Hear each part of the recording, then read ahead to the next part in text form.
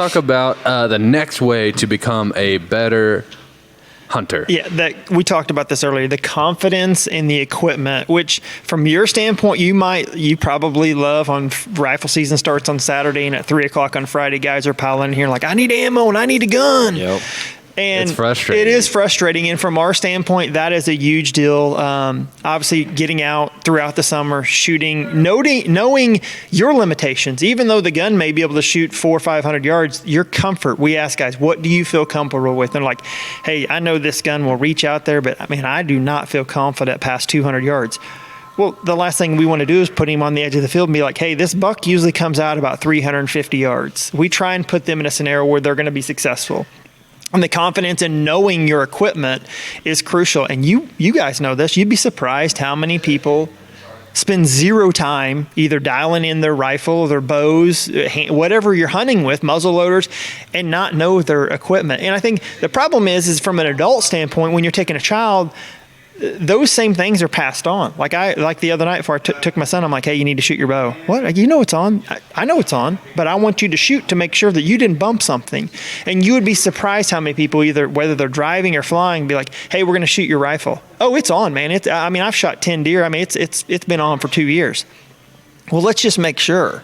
And you would be surprised, even that, and I make everyone shoot their bow in front of me. One is because not the intimidation factor, like, hey, the owner's sitting there watching you, and if you can't group a set of arrows, guess what? You're not hunting. And there is that pressure, and it's like with anything. It's easy when no one's around and you're just on the back of your truck and, you're shooting your rifle and there's no pressure to where, holy crap, here's the biggest buck of my life. I've paid all this money, the moment of truth.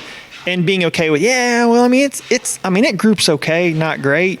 That's not really what you want from someone to come hunt with you. You want them to know, and the guys you can actually, I say this, we could really put it in a jar. A guy could walk in, and the way he lays out his equipment, his gun, and talks about it, it's like talking about a woman. Hey, well, here's my gun, and they're sitting there as like nobody touches my gun, and we laugh about that. But there's guys that know everything. That's like, hey, so how are we transporting this? Well, we'll have it in the case.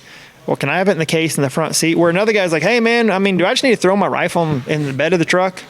No, not at all. But you can really tell that, and you can tell how someone's hunt is going to go by the preparation of their firearm, whether it's their rifle, their muzzleloader, or bow.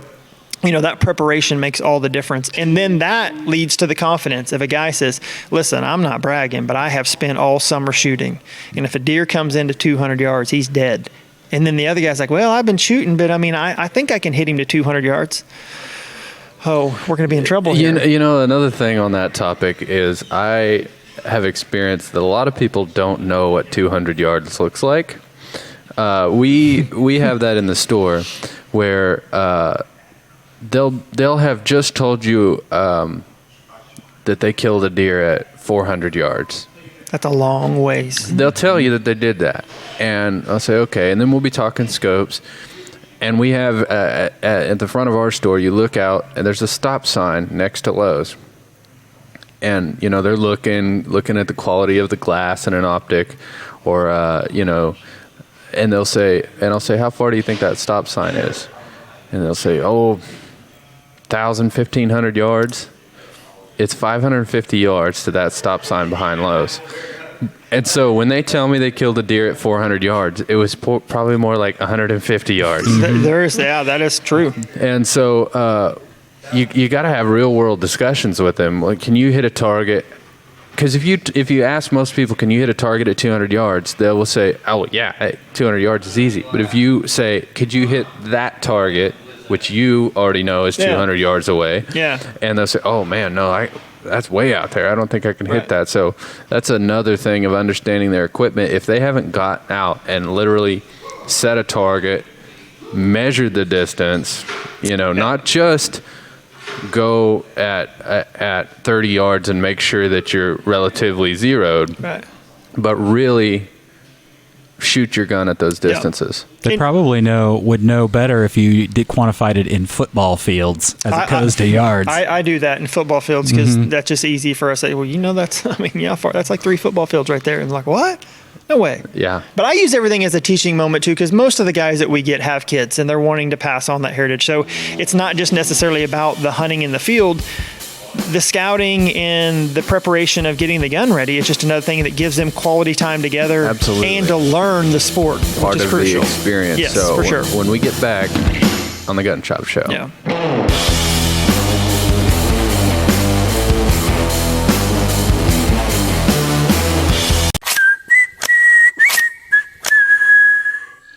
Welcome back on the Gun Shop Show. We're here with Brad from Pro Outfitters talking about 5 ways to become a better hunter.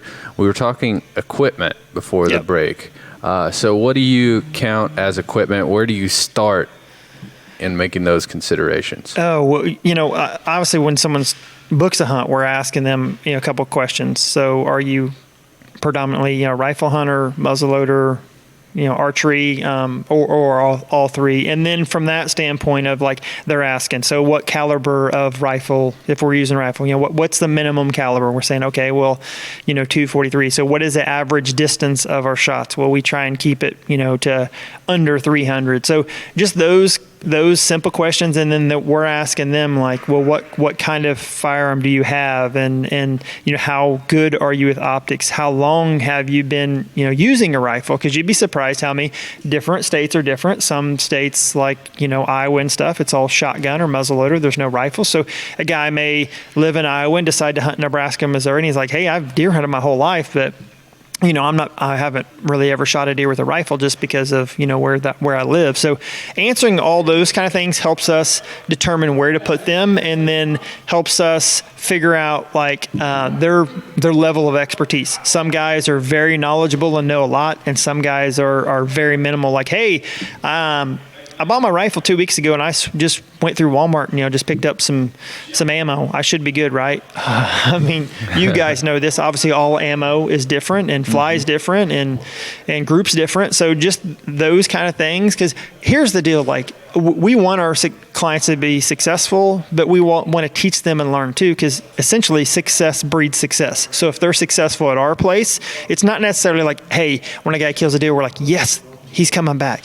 It's like, we love the outdoor industry and we love the hunting heritage. So if he's successful and loves it, then guess what? He's going to go back and be more apt to tell his kids, his grandkids, his cousins, friends, to get them involved and teach them the right way. And to us, that's just as important, because we see us as like, hey, we got to be good stewards of the land and we got to be good stewards of the hunting industry. So it's not just our job to make sure that guy got a deer, check that off the list, we did our part. It's the teaching part. And you'll get the guys that, man, they're just, that you guys get, I'm sure you have guys that come in here, they just ask 1,000 questions. They're not questioning. They're like, hey man, I want to be good. And I don't want to I don't want to spend all this time out in the outdoors and let myself down or let even their kids down. So that's the main thing for us, is that you're passing on this to a child. Hopefully you're passing this on to either your child or grandson or granddaughter or somebody else that you want to share these memories with, and that you're teaching them the right way. Because especially with kids, if you're taking them and after a few hunts, there's no success. And the success is not necessarily killing something, but they didn't see anything, they didn't have any fun, or then they shot and they missed, and the grandpa's like, yeah, I don't know why it's off. I killed a deer with it last year.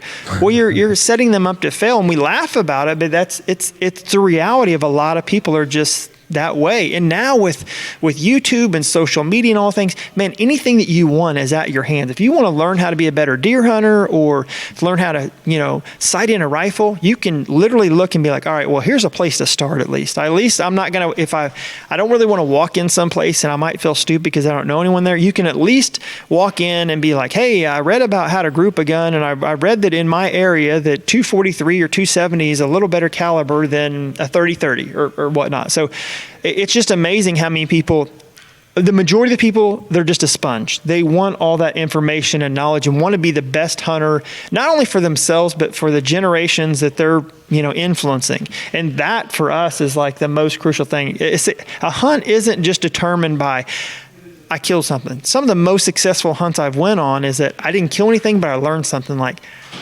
yeah, I don't know why I put the stand there, because I didn't listen to my instincts. I should have moved it here. Yeah, that deer had his head down, and if I just waited another second for him to put his head up and relax a little more, that shot would have been a little better. And the ones who are really into it, they're putting the puzzle together and learning from all their mistakes. And that's as crucial as anything. You mentioned, and I just want to go back to it. You said, what is the minimum caliber I need for you? And when people hunt with you, is that 243 or above? It really is. Yeah, 243 or above. Most guys, it seems like the caliber they bring is either 270 or like a 300 Win Mag or something. And most of the guys that we get, and I think especially our clients, they do spend a lot of time getting dialed in on their guns. If they're spending that kind of money, it's not very often that we have someone that will come and be like, I just bought this rifle, I've never shot it, and could you get it dialed in for me? That's happened, but the same way that I've learned mistakes from that, as in contacting them or saying, hey, just so you know, when you come, we're going to make you shoot, and your gun needs to be on, because if your gun isn't on and you haven't shot it, then of course we're not going to let you go out in the woods. Just the liability of one, of possibly injuring yourself, and two, it's really not fair to the wildlife. If you think about it, there's a lot of gruesome things, and if you haven't done your part, as in I'm proficient, I know how to shoot well, and I know that if a deer walks into 100 or 200 or 300 yards, whatever my limit is, and feel confident that you can make that shot, and there's nothing worse than tracking a deer that you're just like, I feel guilty, as in like, what could I have done different? I'm not the type like, oh, the client screwed up. I'm like, what did I miss here? He just made a horrible shot, and did I not explain this well? What did I miss part of the puzzle? Because I see, like a lot of people, I mean, these are my deer. This is something that we're very passionate about, and I don't see it as like, oh, well, that's all right, man. Hey, tomorrow if you pay me another $2,000, you can get back in the stand. Because our deal is, if you shoot, when you fire and shoot and wound a deer, your hunt is over. Because we want it to be, this is serious. This is serious that if we can't recover an animal, that's it. It's not like, hey, I got to go back this afternoon and just keep on shooting. No, sorry, it doesn't work that way. Yeah. And we even, on top of that, which is kind of fun, we cut their shirt tails if they miss. And it's kind of fun in one way because we make light of it, but two, to understand that, hey, this is fun and lighthearted, but if you just miss because you just got buck fever and just something crazy happened, but if that makes you think like, all right, I probably shouldn't have taken that shot. That was marginal. But if there's no repercussions, there's nothing going to be said or done, then you're just like, hey, well, I took a hair melt. Yeah, there was just a deer at 500 yards, and as the Hail Mary, there was 2 minutes of shooting light left. If I hit it and killed, that was great. If I didn't, oh, no big deal. If you take a shot, does it kind of kill the spot that you're at least for a period of time? It really doesn't, especially where we're at. There's not a whole lot of people that hunt around us, but that's kind of what people have thought in the past, but not usually. I mean, we have a lot of guys that we've actually, has missed a couple times, but we went back and got his gun, made sure it was on, and he just had buck fever and went back out the evening, went to the same spot, and maybe even had the same opportunity at that deer or something similar to that deer within the same day. So we have a lot of customers that are interested in hunting deer with 223 because it's a really popular caliber. And I know that it is physically possible to take a deer with the 223, but it's something I try to caution customers to do as a practice. Do you have an opinion on that? I definitely do. And I think around here, because there's not as much agriculture, the deer are traditionally smaller, not always, but where we're at, I mean, you can kill a 200-pound doe. So, I mean, to shoot a 300-pound mature whitetail is something that's pretty common. And that's just it. And I know we're talking about the shot placement of being perfect, but if you're not perfect on a shot like that, you may never find it. And that's going back to some of the we want the antlers and we want to be able to take the pictures. But for me, I'm a meat hunter at heart. And the thought of a guy that he wants to prove that he can shoot a deer with the 223 and we lose it, it's like, now, we've lost the antlers, but the most important thing, we've lost all that meat. And that's what we do it for. And that's what carries throughout the year, that you're like, hey man, that deer's hanging on the wall, but there's another deer steak that I got to eat after the deer I killed last fall. Is that because if it's not effective enough when it strikes the deer, that the deer can run further? They definitely, yes. If you're not precise on it, I mean, the deer can run, I mean, miles. It's miles, exactly. Miles. Yes. Yeah. And the sad thing about that is they're still fatally wounded. Not wounded enough for you to recover the animal, but they're not going to live. So they're going to go somewhere when they finally get done running, and they're going to lay down and die. And so it's wasted meat, it's wasted herd management, it's wasted time in the woods. And so it's making that moment count in preparation of equipment, in preparation of skills. Everything is leading up to that opportunity, so you don't want to squander it. So we'll come right back on the break. We've got one more, right? Right. Yeah, one more way to become a better hunter this season with Brad Ganaway of Pro Outfitters on the Gun Shop Show.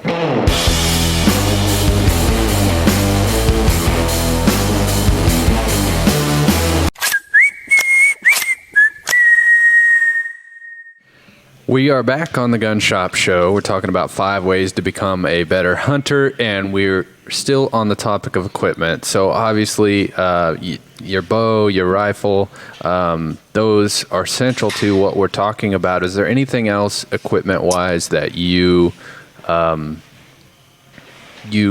people to consider?